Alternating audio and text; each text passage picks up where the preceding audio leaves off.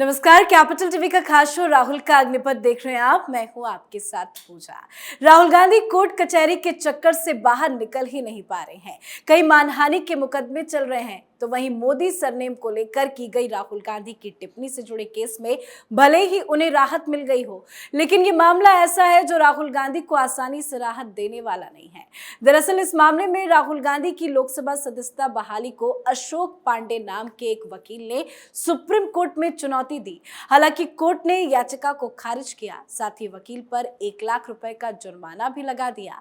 पर मानहानि से जुड़े मामले में राहुल गांधी आखिर कैसे बुरे फंसे हैं, आज इसी पे चर्चा करेंगे। मेरे साथ स्टूडियो में मौजूद हैं कैपिटल टीवी के एग्जीक्यूटिव एडिटर राजीव जी। राजीव जी, बहुत बहुत स्वागत है। धन्यवाद। कैसे राहुल गांधी मानहानि के मुद्दे में घिरे हुए हैं? देखिए, मानहानि के मुद्दे तो और मामले एक नहीं हैं। राहुल गांधी पर 12 से ज़्यादा मानहानि के केस चल रहे हैं।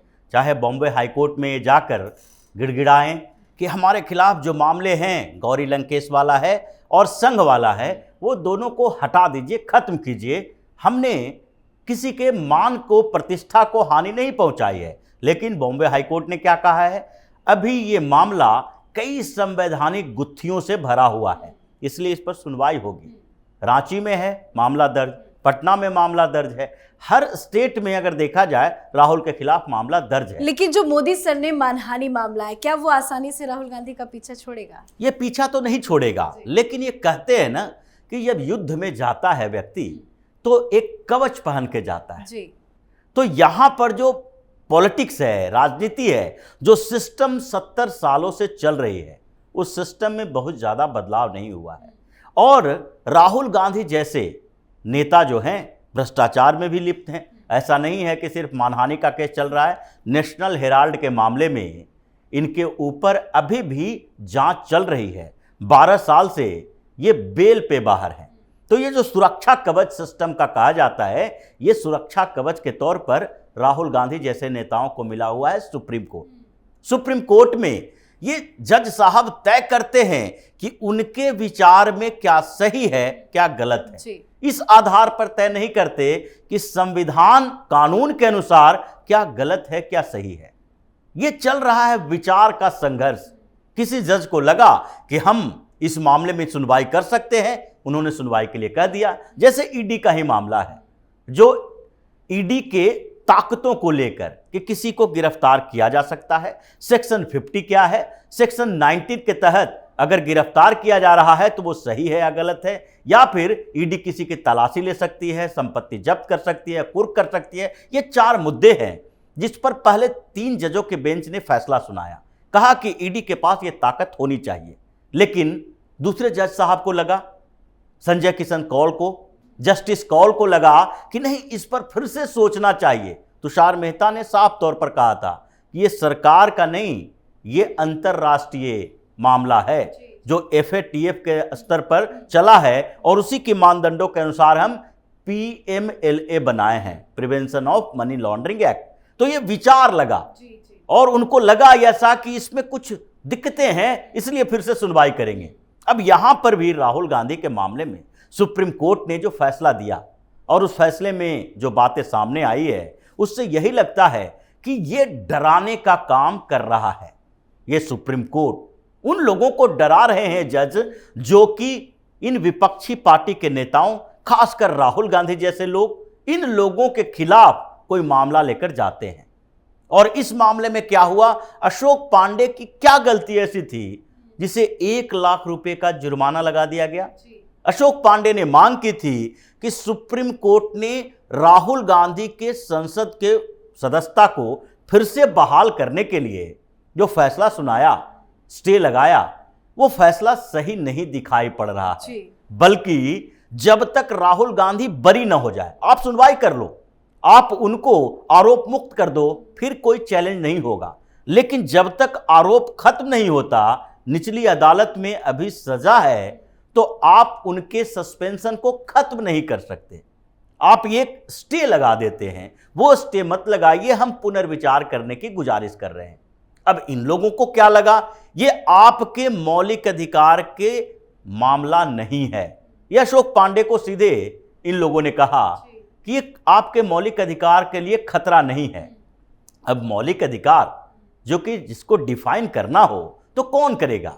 सुप्रीम कोर्ट ही संविधान की व्याख्या करते रही है, सुप्रीम कोर्ट के जज करते रहे हैं। आपका काम है संविधान की व्याख्या करना। पिछले दिनों ही सीजेआई चंद्रचूड़ ने कहा था कि हम सिर्फ मामले की सुनवाई नहीं करते, ऐसा नहीं है कि हम सिलेक्टिव मामले लेंगे, हमारे पास काम जो है वो संविधान से जुड़े हुए मामलों की सुनवाई, यानी कि संविधान की व्याख्या करने की जिम्मेदारी सुप्रीम कोर्ट के पास है।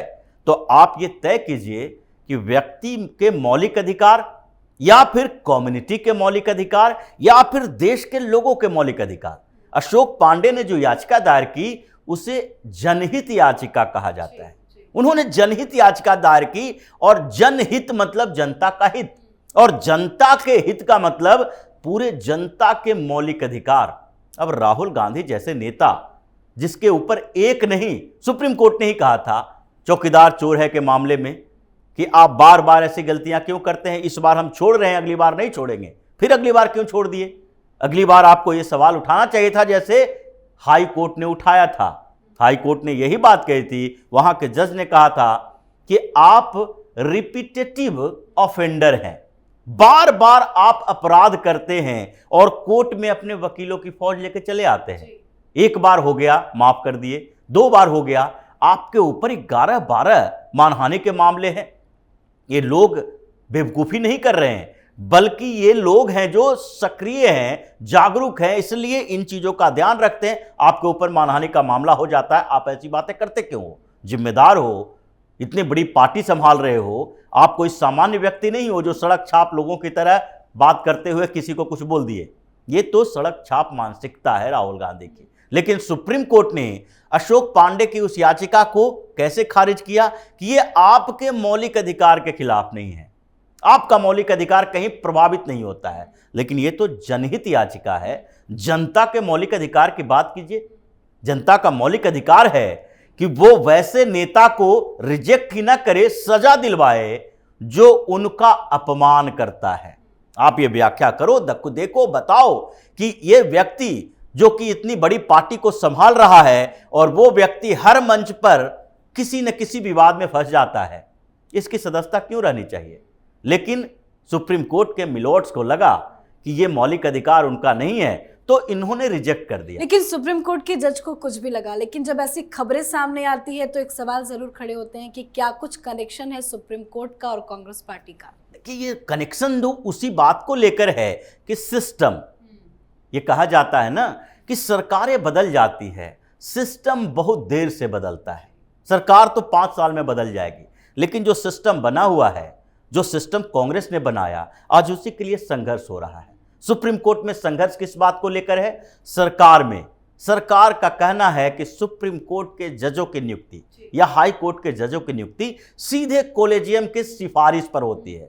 सिफारिश, रिकमेंडेशन, ये सिफारिश ऐसा शब्द है जहां जुड़ गया, आपकी कोई सिफारिश करे नौकरी के लिए, ये बवाल मच जाएगा। अगर सरकार के कोई मंत्री है जो सिफारिश करे कि उस व्यक्ति को उस अधिकारी के पद पर नियुक्त किया जाना चाहिए, फिर बवाल होगा कि उस मंत्री ने सिफारिश कैसे की। लेकिन यहां पर एक विशेषाधिकार प्राप्त है कि इन लोगों को सिफारिश करनी है और वही सिफारिश वाले व्यक्ति जज बनेंगे। अब जब ये सिस्टम कांग्रेस की देन है, कांग्रेस ने बनाया, और उस सिस्टम के जज हैं सारे जिनके बाप दादा भी जज रहे, वकील रहे, बड़े वकील। सुप्रीम कोर्ट के सारे जो जज हैं उनकी लिस्ट देख लीजिए, एक एक के परिवार में या तो बड़े वकील हैं या तो जज हैं। जब सीजेआई चंद्रचूड़ के बेटे हैं, इनके पिता भी सीजेआई रह चुके हैं, तो दूसरी लिस्ट में कई ऐसे नाम होंगे, सारे नाम हैं, और कैपिटल टीवी में हमने कई बार बताया है हम लोगों ने।